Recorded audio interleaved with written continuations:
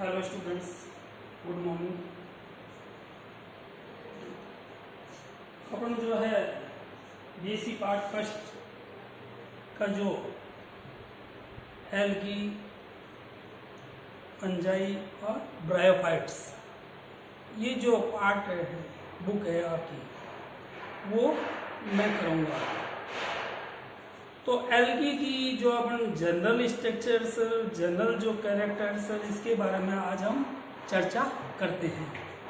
तो आज हम अपन जो बात करेंगे वो ये है कि एल्गी की जो जनरल स्ट्रक्चर्स है, रेंज ऑफ वेजिटेटिव स्ट्रक्चर्स, यानी कि जो कायिक संरचना की जो परास है, यानी इसकी जो कायिक संरचना है, वेजिटेटिव स्ट्रक्चर्स, वो किस प्रकार की होती है, उसके बारे में अपन बात करेंगे। तो ये जो एल्गी है, इसको फाइकोलॉजी भी कहते हैं। फाइकोलॉजी, इसको एल्गी को फाइकोलॉजी, ये ग्रीक भाषा के शब्द से मिलकर बना है, जिसका अर्थ होता है, यानी वहां इसको लिया गया फाइकेस से। किससे? फाइकेस। इसको फाइकोलॉजी, स्टडी ऑफ एल्गी क्या कहलाती है? फाइकोलॉजी। और फाइकोलॉजी का जो मीन्स है, ग्रीक भाषा से फाइकेस से लिया गया है। फाइकेस का अर्थ होता है बीड्स, यानी खरपतवार। और स्टडी ऑफ फाइकस, यानी बीड्स का अध्ययन ही जो है क्या कहलाता है? शैवाल विज्ञान या फाइकोलॉजी या एल्गोलॉजी कहलाता है। तो अपन बात करते हैं इसकी वेजिटेटिव स्ट्रक्चर्स की। ये जो एल्गी है, ये कई रूपों में अपन को देखने को मिलती है। मेनली जो है यूनिसेलुलर फॉर्म या एक कोशिकीय रूप। अधिकांश जो एल्गी है वो यूनिसेलुलर फॉर्म में भी देखने को मिलती है, यानी एकल रूप में अपन को देखने को मिलती है। एकल रूप में फिर जो विभाजन के पश्चात, कई प्रकार के विभाजनों के पश्चात यह हमको मल्टीसेलुलर फॉर्म में भी देखने को मिलती है। मल्टीसेलुलर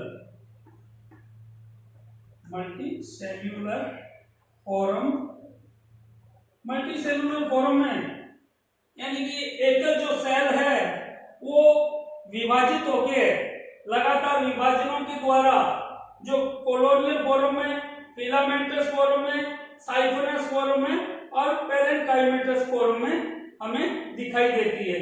तो यूनिसेलुलर फॉर्म के अतिरिक्त जितनी भी जो फॉर्म है इसकी, कॉलोनियल चाहे बात कर ले अपन, चाहे तंतुल की बात कर ले, चाहे साइफरस की बात कर ले या पेरेन्काइमी फॉर्म की बात कर ले, ये बाकी जितनी भी फॉर्म है इसकी जो रूप है वो किस प्रकार के होते हैं? मल्टीसेलुलर होते हैं या बहुकोशीय रूप होते हैं।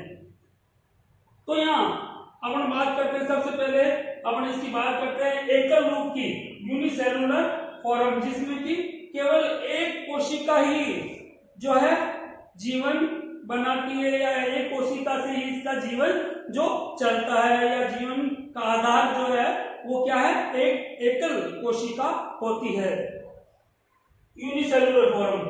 अब यूनिसेलुलर फॉर्म में जो राइजोपोडियल फॉर्म है, राइजोपोडियल संरचना या राइजोपोडियल स्ट्रक्चर्स, अमीबा जो है उसमें इसकी जो संरचना है एकल रूप की, वहां क्या होता है? इसमें बाहर की ओर सेल वॉल एब्सेंट होती है। किसमें? फिर इस अमीबा में सेल वॉल एब्सेंट होती है, और जो मूवमेंट है वो किसके द्वारा होता है?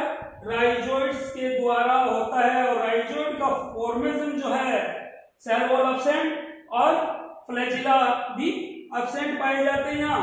तो जो मूवमेंट है वो राइजोइड्स के द्वारा, और ये राइजोइड्स के द्वारा किस प्रकार से होती है कि इनकी जो प्लाज्मा मेम्ब्रेन है पीएम प्लाज्मा मेम्ब्रेन वो प्रोटोप्लाज्मिक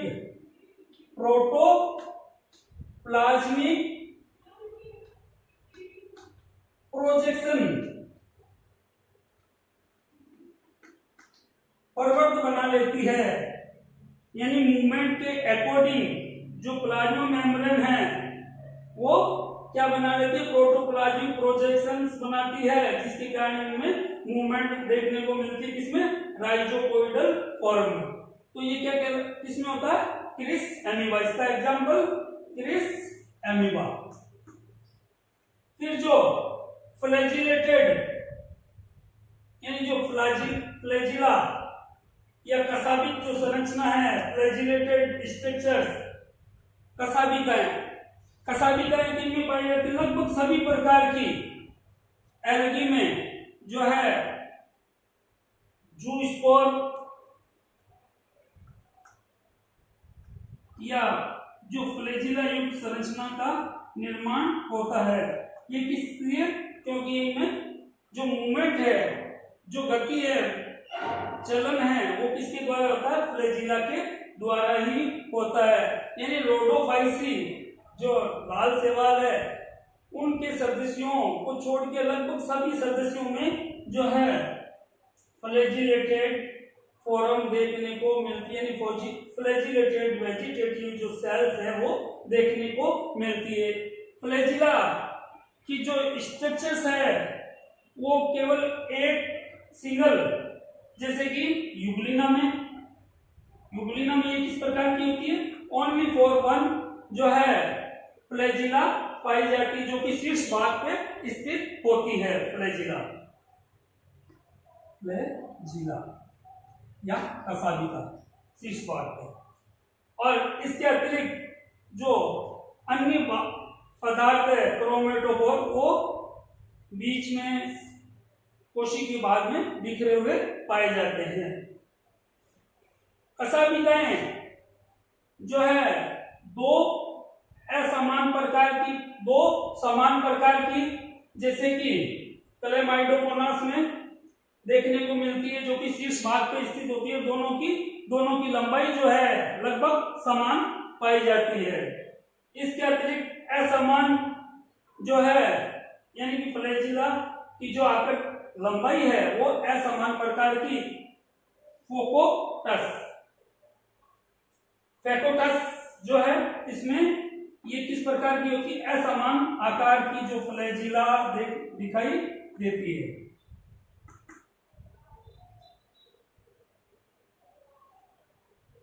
इसके अतिरिक्त जो यूनिसेलुलर फॉर्म है एक कोशिकीय रूप, उसमें फ्लैजिला एब्सेंट भी पाई जाती है, जैसे कि क्लोरेला में क्या होता है, ये फ्लैजिला जो है एब्सेंट होती है।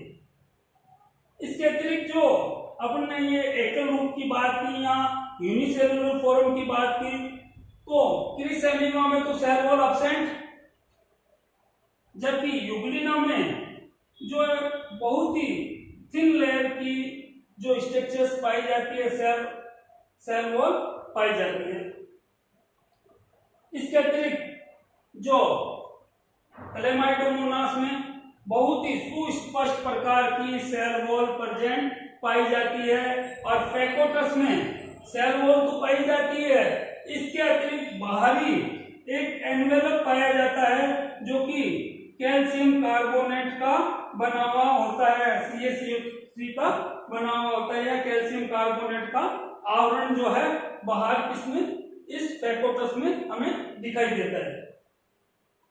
इसके अतिरिक्त जो अचल या non motile single cells unicellular cells जो कि क्लोरेला है, उसमें भी सुस्पष्ट सेल वॉल पाई जाती है, और क्लोरोफोर जो है अंदर की ओर बिखरा हुआ, और न्यूक्लियस है जो कि सुस्पष्ट पाया जाता है। ये किसमें? इस यूनिसेलुलर फॉर्म में। इसके बाद में अपन बात करते हैं कॉलोनियल फॉर्म की। कॉलोनियल फॉर्म में क्या होता है कि कॉलोनी में जो कोशिकाओं की संख्या निश्चित भी हो सकती है, अनिश्चित भी हो सकती है, और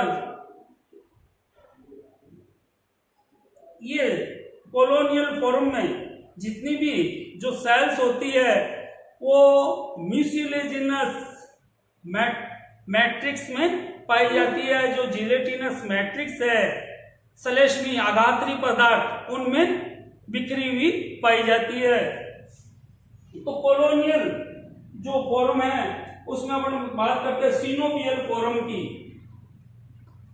सिनोवियल फॉर्म में जो है वेजिटेटिव सेल्स जो निश्चित आकृति की पाई जाती है, और इनमें जो कोशिकाओं की संख्या है वो पूर्व में यानी कि इनकी वृद्धि काल में ही जो है निश्चित हो जाती है। तो यहाँ सेल्स की संख्या पहले ही पूर्व डिसाइडेड होती है, किसमें? सिनोवियल में। और प्रत्येक सिनोवियल की जो कुछ कॉलोनी है उसको क्या कहते हैं? सिनोबियम कहा जाता है। Coenobium, coenobium. इसको, इस कॉलोनी को, इन जो कॉलोनी पाई जाती है जिसमें कि जो निश्चित कोशिकाएं होती है उसको क्या कहते हैं? सिनोबियम कहा जाता है। जैसे कि पेंडोरिना में और वॉलवॉक्स में, वॉलवॉक्स, यूडोरिना में, यहाँ प्रत्येक जो कॉलोनी है सिनोवियल की वो म्यूसिलेजिनस या जो जिलेटिनस मैट्रिक्स है उसमें दसी हुई पाई जाती है। और प्रत्येक जो कॉलोनी है उसमें जो फ्लैजिला है वो बाहर की ओर पाए जाते हैं, यानी कि फ्लैजिला के कारण जो है इस कॉलोनी के सदस्यों में मूवमेंट देखने को मिलता है। तो सिनोवियल जो क्या है? एक निश्चित आकार और आकृति और निश्चित संख्या की कोशिकाएं जो है एक कॉलोनी का निर्माण करती है। तो ये तो हो गया सिनोवियल, जिसके की एग्जांपल है अपने पेंडोरिना हो गया, यूडोरिना हो गया और वॉलवॉक्स। वॉलवॉक्स इनमें ये जो सदस्य हैं ये किसके द्वारा? कनेक्टिव लिंक्स या योजक फिलामेंट के द्वारा एक दूसरे से जुड़े हुए पाए जाते हैं। कोई भी जो, जैसे कि अब हम बात करें वॉलवॉक्स की, तो वॉलवॉक्स में जो डॉटर कॉलोनी है उसके सदस्य एक दूसरे से किसके द्वारा जुड़े होते हैं? कनेक्टिव फिलामेंट्स के द्वारा जुड़े हुए पाए जाते हैं, योजक तंतुओं के द्वारा एक दूसरे से जुड़े हुए पाए जाते हैं। और कॉलोनी के सदस्यों की जो मूवमेंट है वो निश्चित होती है और संख्या भी निश्चित होती है।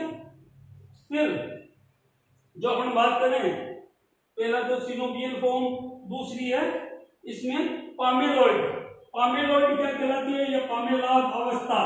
पामेलाव अवस्था में जो जिलेटिनस मैट्रिक्स है उसमें जो इसमें सदस्य पाए जाते हैं वो